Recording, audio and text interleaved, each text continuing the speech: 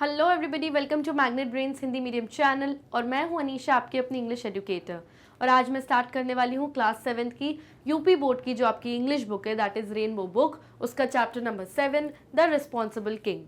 और इसी चैप्टर के आज मैं स्टार्ट करने वाली हूँ एक्सरसाइजेस, जो आपकी बुक की टेक्सचुअल एक्सरसाइजेस हैं वो आज हम स्टार्ट करेंगे। इससे पहले मैंने एक सेपरेट वीडियो में आपको चैप्टर का एक्सप्लेनेशन एंड एक और सेपरेट वीडियो में इसी चैप्टर के क्वेश्चन एंड आंसर्स रेडी करके दे दिए हैं। एंड अगर आपने वो नहीं देखे हैं तो जल्दी से जाके उनको देख कर आइए। Okay, and now let's begin with our exercises. Write true और false for the given statements. अब आपके सामने कुछ स्टेटमेंट्स यानी कुछ सेंटेंसेस गिवन है। अगर वो स्टेटमेंट सही है तो आपको लिखना है ट्रू, अगर वो स्टेटमेंट गलत है तो आपको लिखना है फॉल्स। ओके, तो सही के लिए ट्रू, गलत के लिए फॉल्स। फर्स्ट स्टेटमेंट रीड करते हैं। The king lived in a palace. जो किंग इस चैप्टर में है वो अपने पैलेस में यानी अपने महल में रहता था। तो यस, ऑब्वियसली ये बात सही है, किंग अपने पैलेस में ही रहता है, तो answer is true. The people were responsible, his people were responsible. तो जो लोग थे, राजा के जो लोग थे यानी जो उसके साम्राज्य के लोग थे, जो उसकी प्रजा के लोग थे, वो सभी बहुत रिस्पॉन्सिबल थे यानी सभी बहुत जिम्मेदार लोग थे। तो ये बात फॉल्स है यानी कि गलत है। लोग बहुत ही गैर जिम्मेदार और केयरलेस यानी लापरवाह थे। वो लोग कभी भी साफ सफाई नहीं रखते थे, हर जगह गंदगी फैलाकर रखते थे। Next, the king wanted to teach a lesson to the people. क्योंकि किंग बहुत जिम्मेदार था और उसके जो लोग थे वो सभी गैर जिम्मेदार थे, इररिस्पॉन्सिबल थे, तो किंग चाहता था कि वो अपने लोगों को, अपनी प्रजा के लोगों को क्या सिखाए, एक लेसन, एक सबक सिखाए, जिससे वो लोग रिस्पॉन्सिबल बन जाए यानी जिम्मेदार बन जाए। तो यस, ये बात सही है, true. Next question, next statement. The people removed the stone from the middle of the road. जो राजा ने सड़क के बीचों बीच, मिडल ऑफ द रोड यानी सड़क के बीचों बीच जो बड़ा सा स्टोन, बड़ा सा पत्थर रखा था, लोगों ने जब उस पत्थर को देखा तो उसको रिमूव कर दिया यानी हटा दिया। तो ये बात फॉल्स है यानी कि गलत है, क्योंकि जितने भी लोग वहां से निकले उन्होंने एक ने भी उस पत्थर को हटाने की जिम्मेदारी नहीं समझी और उसके साइड से निकल के चले गए, लेकिन किसी ने भी उस बड़े पत्थर को सड़क के बीचों बीच से साइड में करके नहीं रखा। Next, the king gave the gold coins to the people. उस बड़े से पत्थर के नीचे राजा ने सोने के सिक्के छुपा के रखे थे और जो भी व्यक्ति उस बड़े से पत्थर को हटा देता, सारे सोने के सिक्के उसको मिल जाते। लेकिन किसी ने भी ये जिम्मेदारी ली नहीं, सब बहुत केयरलेस यानी लापरवाह थे। किसी ने भी सोने का जो बड़ा सा स्टोन था, पत्थर था, वो नहीं हटाया। तो किंग ने क्या किया, king gave all the gold coins to the people. सारे जो गोल्ड कॉइन्स थे, जो सोने के सिक्के थे, वो अपने लोगों को दे दिए। फॉल्स, ये बात गलत है, क्योंकि किसी ने भी नहीं हटाया, क्योंकि किसी ने भी नहीं हटाया वो बड़ा सा स्टोन। तो राजा ने अपने मंत्री, अपने वजीर को कहा कि सारे सोने के सिक्के वापस मेरे पैलेस, मेरे महल में लेकर चलो, किसी को भी नहीं मिलेंगे, क्योंकि कोई भी योग्य नहीं है, कोई भी डिजर्व नहीं करता इन सोने के सिक्कों के, क्योंकि किसी ने भी स्टोन नहीं हटाया सड़क से। Last sentence, people felt ashamed and sorry. और ये बात सुनकर कि भाई सोने के सिक्के उस इंसान को मिल जाते जो जिम्मेदारी उठाता इस पत्थर को हटाने की, तो लोगों को क्या लगा, लोगों को बहुत अशेम्ड यानी बहुत शर्मिंदगी महसूस हुई और लोगों ने बहुत सॉरी फील किया, बहुत बुरा फील हुआ कि काश अगर हम जिम्मेदार होते, हम इस पत्थर को हटा देते तो इसके अंदर छुपे सारे सोने के सिक्के हमारे हो जाते। तो लोगों को बहुत शर्मिंदगी और बहुत बुरा फील हुआ आखिरी में। तो यस, ये बात ट्रू है यानी ये बात सही है। नेक्स्ट एक्सरसाइज, वर्ड पावर के अंदर देखते हैं। Learn the following names for groups of animals. Okay, यहाँ पर कुछ एनिमल्स, कुछ जानवरों के नाम गिवन है और यहाँ पर उनके ग्रुप यानी उनके झुंड के नाम गिवन है।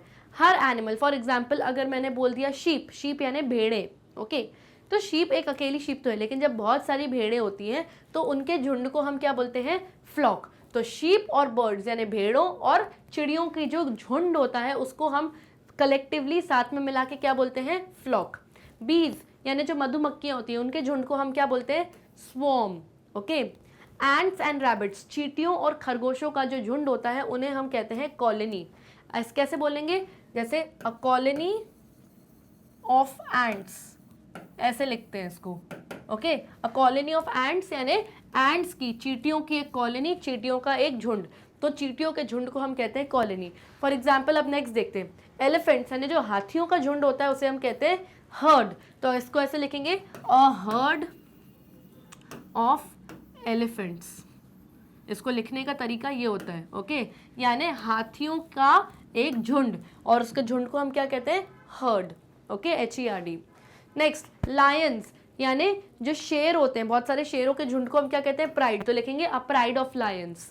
फिश, जो मछलियों का झुंड होता है उसे हम कहते हैं school, a school of fish. Okay.